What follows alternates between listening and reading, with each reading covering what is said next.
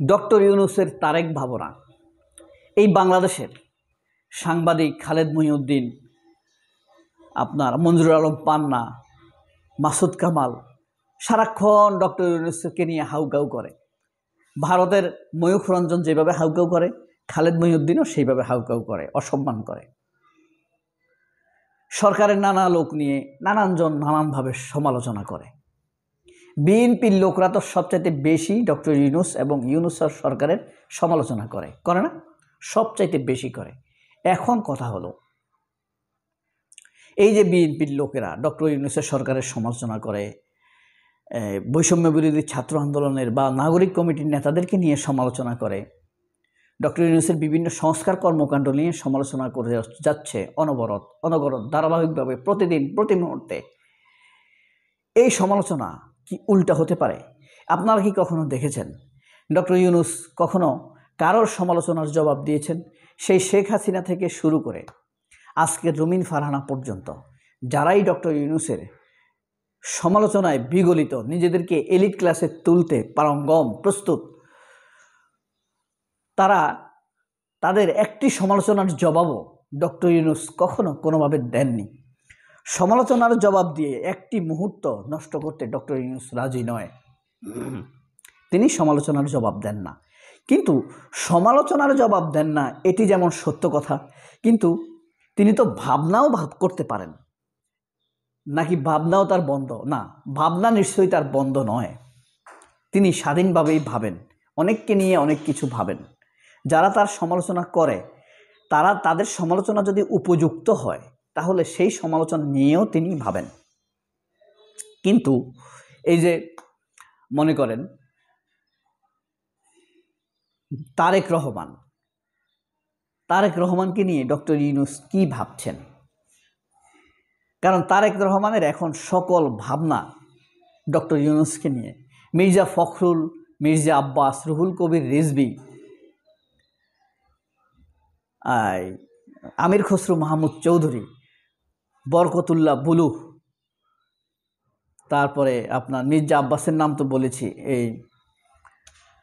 এরা আপনার সবাই কিন্তু ওই যে দৌড় আরেকটা নেতা আছে আপনার নোয়াখালী, মির্জা আব্বাস, এরা সবাই কিন্তু ডক্টর ইউনূসকে নিয়ে ভাবছেন, সমালোচনা করছেন, গালি দিচ্ছেন, আন্দোলনের ভয় দেখাচ্ছেন, নানান সময়ে নানান তুলকালাম কাণ্ড কিন্তু তারা করছেন একের পর এক।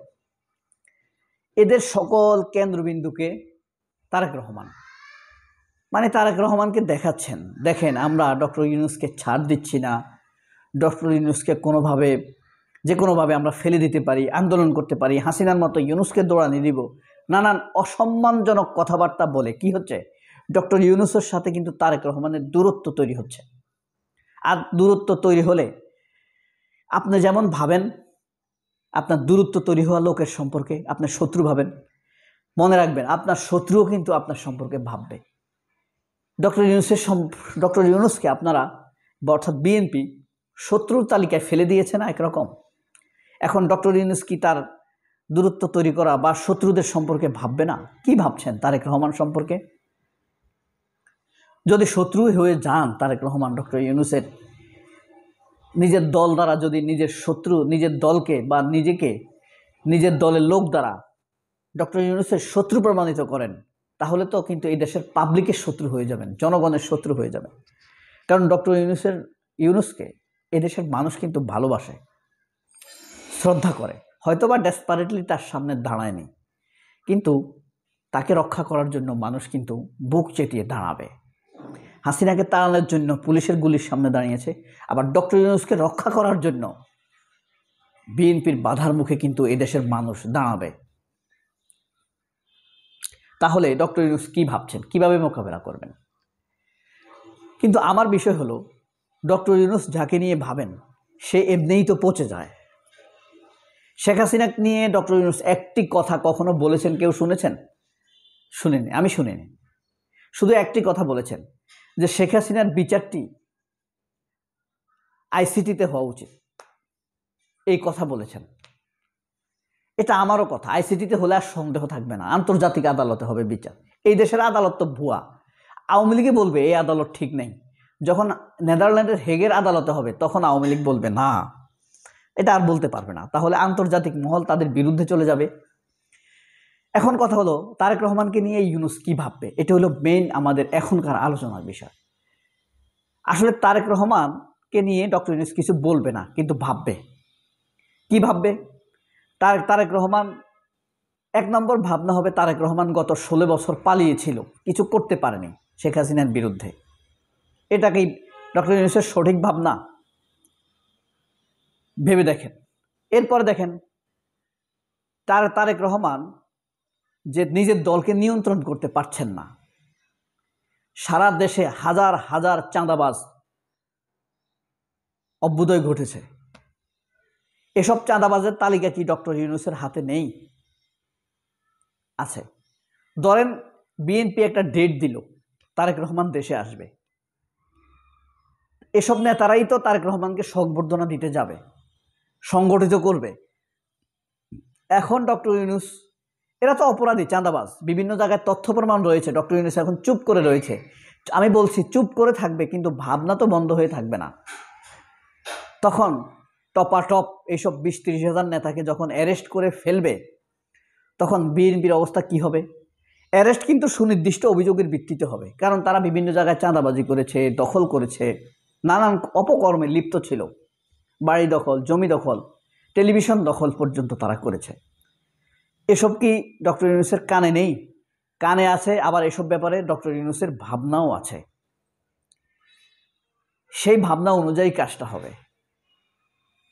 এখন যারা ধরেন জয়নাল আবদিন ফারুক, বরকতুল্লাহ বুলু, মির্জা আব্বাস, মির্জাফর ফখরুল, তারপরে আপনার এই বরকতুল্লাহ বুলু, বাটপার, ইতর, শয়তান, এরা যখন আপনার রাজনীতি করবে, এদের অপরাজনীতি, মিথ্যাচারের কারণেই এই ছাত্রদের সাথে তারেক রহমানের দূরত্ব তৈরি হয়েছে। নাহলে কি শত্রুতা ছিল ছাত্রদের? কি দরকার ছিল? তোমরা চুপ থাকলেই তো হয়ে যেত। এদের সাথে একটা জোট হতো, সুন্দর একটা ইলেকশন হতো। এদের অপকর্মে, মিথ্যাচার, আজে বাজে কথার কারণে জামায়াত ইসলামের সাথে এদের দূরত্ব তৈরি হয়েছে। আপনি একটা চিন্তা করে দেখেন তো, যারা গণতন্ত্র চায়, যারা হাসিনাকে পছন্দ করে না, তারা চায় জামাত, এই বিএনপি, এই ছাত্ররা, এবি পার্টি সব কিন্তু একত্রিত থাকুক। সব একত্রিত থাকলেই কেবল চমৎকারভাবে হাসিনাকে ঠেকানো সম্ভব। এই বিএনপির এই কুটিল লোকগুলো আসলে দলের জন্য যাদের কোনো অবদান নেই, দীর্ঘ 16-17 বছর যাবৎ যারা শেখ হাসিনার সাথে আঁতাত করে চলেছে, সুবিধা নিয়েছে। মির্জা আব্বাস কি সুবিধা নেয়নি আওয়ামী লীগের কাছ থেকে? তার ব্যাংকের কিছু হয়নি, তার ব্যবসা বাণিজ্যের কিছু হয়নি। ছাত্রদের বাড়ি পুড়ে দেয়, জামায়াতের লোকদের বাড়ি পুড়ে দেয়। মির্জা আব্বাসের বাড়ি পোড়ায় না কেন হাসিনা? মওদুদ আহমেদের বাড়ি দখল করে নিয়ে যায়। মওদুদ আহমেদ চিকিৎসার জন্য দেশের বাইরে যেতে পারে না। মির্জা ফখরুল কিভাবে প্রতি 6 মাস পর পর সিঙ্গাপুরে চিকিৎসার জন্য যায়? এটা কি আঁতাতের অংশ না? এই আঁতাত করেই মির্জা ফখরুলরা চলেছে। তো সুতরাং ডক্টর ইউনূসের ভাবনা তো সেরকমই হবে। ডক্টর ইউনূস তো তাদের চাইতে নলেজ ক্যাটাগরি, উইজডম এদের চাইতে অনেক উপরে। সুতরাং অ্যাকশনটাও সেরকম হবে, বুঝে রাখতে হবে। সবাই অনেক ভালো থাকবেন আল্লাহর রহমতে। আল্লাহ হাফেজ।